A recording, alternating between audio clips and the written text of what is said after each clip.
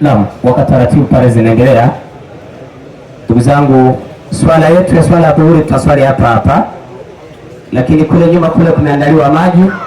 Yule ambaye waziri anasalimia, nimepokea pesa shilingi 100,000 kutoka kwa Mheshimiwa Rukia. Na ndugu waombolezaji tuliohudhuria katika msiba huu, kabisa ninamshukuru Mwenyezi Mungu kupata nafasi ya kuja sehemu ya safari ya mwisho ya mzee wetu mzee Dadi Mbulu. Nilipata taarifa, akanikaribisha, akaniandalia na chakula, akaniandalia na dua pale nyumbani kwake. Na baada ya kuwa nimezungumza na watu wote, baadaye aliniita pembeni, kuna mambo machache akawa amenieleza ya kunisi. Sikuwa najua kama ingekuwa ndio safari ya mwisho na agana naye.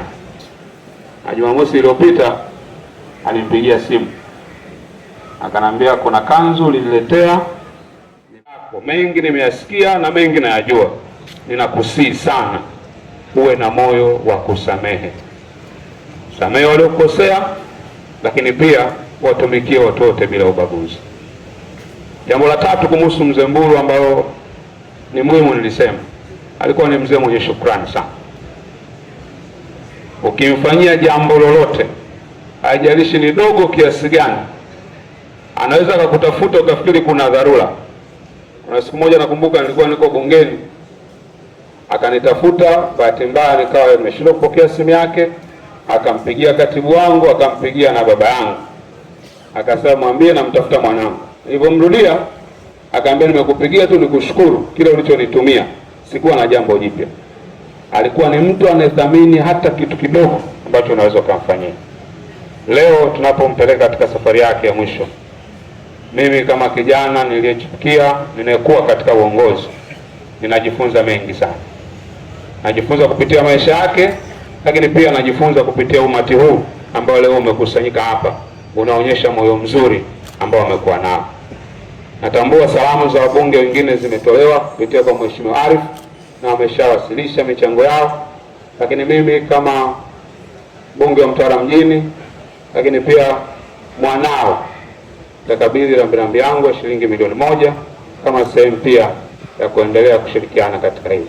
Mwisho niombe wana Mtwara tuendelee kuishi maisha kwa kumwenzi yeye na yale ambayo yameyaishi, hasa katika kuunganika na kuwa wamoja na kuendelea kufanya kazi kwa pamoja bila kujali tofauti zetu.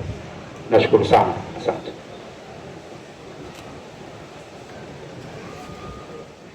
Kaimu Mkuu wa Mkoa Sheikh Abdallah bin Musa Mwaibaya, viongozi wa dini na viongozi wa chama na waombolezaji wenzangu, nayo heshima sasa kumkaribisha Sheikh wetu wa mkoa Alhaji Sheikh Jamaldin bin Salim Chamwi atoe salamu asaha jambo hili, na msiba huu ni mzito sana, nahitaji maneno ya mwongozo wa kidini. Karibu sana Sheikh Jamaldin bin Salim Chamwi. Mbulu kamkosea binadamu mwenzake wa kawaida, binadamu tu amemkosea, ukatoka umma huu wote kwenda kwa huyo aliyemkosea, kwenda kumbembeleza amsamehe. Hiyo inakuwaje? Mnasemaje? Awe muhuni wa namna gani? Atakataa? Huyo ni binadamu wa kawaida. Mwenyezi Mungu inakuwaje? Mwenyezi Mungu inakuwaje? Kama ningejua na mimi siku ya kufa ningekuwa namna hii, ningekuwa natangaza mimi mtu wa peponi. Lakini sijui kama itakuwa hivi. Namwomba Mwenyezi Mungu Subhanahu wa Ta'ala jalie na sisi tuwe kama mzee Mbulu. Tukitaka kumtaja mzee Mbulu hapa jamani, kila mtu atamtaja kwa lake atuishi. Mimi nilikuwa mwenyekiti wa taasisi moja inaitwa Mtwara Islamic Development Center ambayo inamiliki shule ya Amana sekondari pale. Wakati huo yeye ni meya wa mji. Tulimkamata mkono mimi na Marijani tukampeleka pale Mashujaa. Tunataka hapa. Sasa maana kusimamia na mgogoro kidogo hii hapa, lakini ombeni kwa kikimikike tukapata ile mzee Mbulu. Wakati huo msimsahau mzee, tutamtaja siku ya kufa. Tunangoja wote kwanza.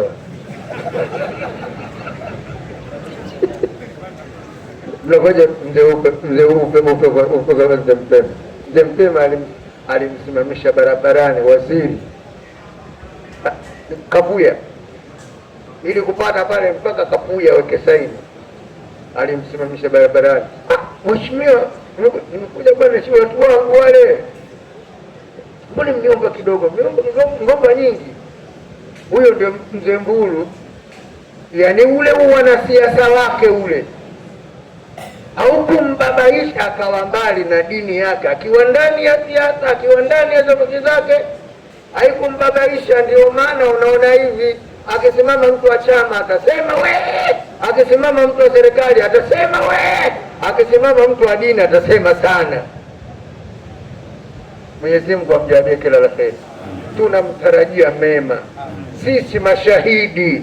Mtume anasema antum shuhadaullahi fil ardhi, nyie binadamu ni mashahidi wa Mungu ardhini. Mkisema mtu fulani mwema, basi yuko hivyo mbele Mwenyezi Mungu Subhanahu wa Ta'ala. Mkisema mtu fulani muovu, yuko hivyo hivyo mbele Mwenyezi Mungu Subhanahu wa Ta'ala. Na sisi tunasema vizuri kwa ndugu yetu mzee Mbulu.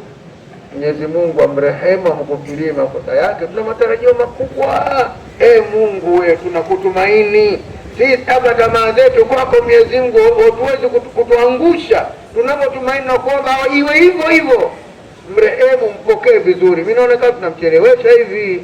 Enda kapumzike kwanza kule. Wewe unajua mtu ukifa hapa kabulini unaanza mambo yako hapa.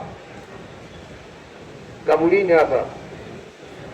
Kujua unapokwenda kukokoje pale. Ukifikishwa pale tu, wewe mwenyewe utajua mikiki yake kama lini ngumu namna hii hapa. Huko unapokwenda ndio zaidi. Ndio mtu anaposema. Na ukiona hapa kuna nafuu, basi mbele uko nafuu zaidi. Mwenyezi Mungu ajalie ndugu yetu anapokwenda kumlaza pale pale pazuri, babadilike kuwa bustani moja katika mabustani ya peponi kule. Na nikuambieni Sefu, ukisikia mtu anakufa duniani, sio kama mawasiliano ya upi ndio katika sawa, mtakapofanya atajua, atafikishiwa. Na anafurahi kuona watu wake alioacha nyuma wako mnafanya vizuri. Matendo yetu yanaonyesha kwa wazee wetu waliokufa tutangulia, kila wiki mara moja. Sisi tulio hai yale tunafanya yale wanathibitishiwa kuyaona. Yakiwa mazuri mioyo yao inafurahi, yakiwa tunafanya mabaya mioyo yao inahuzunika, kama alivyo anahuzunika kwa mzima. Kufa maana yake ni kuhama tu kutoka kwenye eneo moja kwenye eneo jingine. Mwenyezi Mungu amrehemu ndugu yetu Rabbil Alamin. Huyu mkuu mwenzangu, wanasemaje watoto wenu wawili wakioa pamoja, wale wanatanaje wazee wale? Wakongolo kwa namna gani bwana wewe? Tulikaa siku moja kwenye ndoa fulani, anasema mimi nina binti yangu pale nyumbani pale, wallahi naona hasara, sio atakuja upanda muamlevi binti nzuri Fatina anafunga pale, naona hasara kweli kweli, si atatoka mtu gani sio kamchukue. Bwana binti mimi na kijana wa kiume nataka kuoa. Nikamleta, amekwenda kule binti ajui hata kusema. Ndio mzee Mbulu hajatoa jibu, hawezi kusema, namjua. Hawezi kusema leteni hela, mahali leteni. Anaonyesha shemeji yake bwana Sefu, Abdul Latif Jamaldin yuko hapa.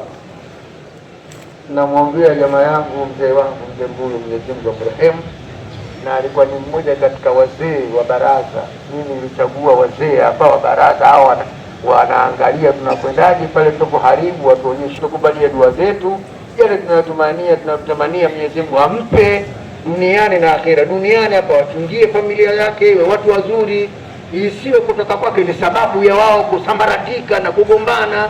Mwenyezi Mungu akuwafikie. Asalamu alaykum warahmatullahi wabarakatuh. Lakini kuna namna ambayo Mwenyezi Mungu Subhanahu wa Ta'ala huwa anatoa hizi nafasi, na umetoka katika mdomo wa kheri, mdomo wa kiongozi wetu wa kiimani, shekhe wa mkoa. Kwa mkoa ni kushukuru sana kwa kuniamini, lakini ahidi tu kwamba nitajitahidi kufanya alau sehemu ya vile ambavyo mzee Mbulu alikuwa anafanya. Kuanzia hapa niseme kwamba kwa niaba ya wafiwa wanawashukuru sana kwa uwepo wenu toka pale ambapo mmepata taarifa ya kifo cha Alhaji Dadi Hamisi Mbulu. Wapo ambao wamepata taarifa usiku ule wa mkia jana, walikuwepo hapa jana yote mpaka na leo, mpaka na wakati huu bado mpo.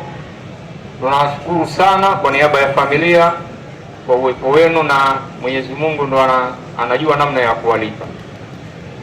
Lakini pia niwashukuru viongozi wameacha shughuli zao. Mheshimiwa Waziri, tukushukuru sana kwa sababu wakati huu kwako ni wakati mgumu, ndo unaanza majukumu ya waziri bungeni, lakini umeacha shughuli za bungeni ukaja kushirikiana nasi. Unaonyesha ni kwa kiasi gani unathamini wale ambao wamekupa jukumu uliokuwa nalo. Mheshimiwa DC, nawe tukushukuru, tunajua una shughuli nyingi sana za kiserikali. Kaka yangu Mwalimu Nyengedi tukushukuru, na baba yangu Sheikh Muhammad Said Mchangani nikushukuru pia na wewe uwepo wako. Na sasa hivi kitakachoendelea ni kile ambacho tutaelekezwa na viongozi wetu, wasemaji wetu hapa. Lakini mimi niwashukuru tena na nimshukuru Sheikh, kwa kweli sikutarajia, amenichukua ghafla tu, lakini Allah Subhanahu wa Ta'ala nipe ujasiri wa kuweza kumudu hii nafasi. Wassalamu alaikum wa rahmatullahi wa barakatuh.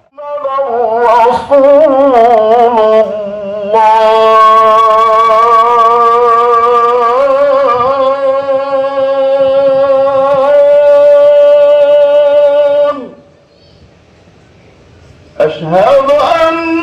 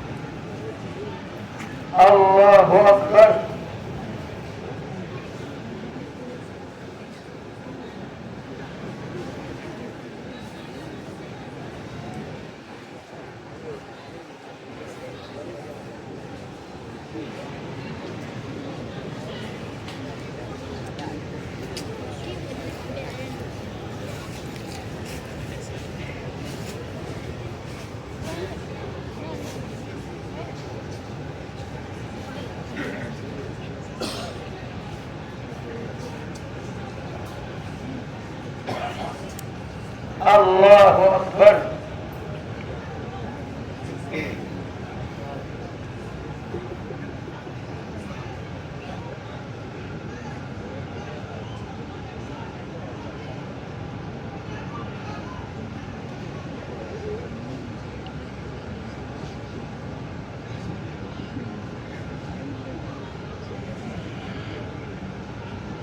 Assalamualaikum warahmatullahi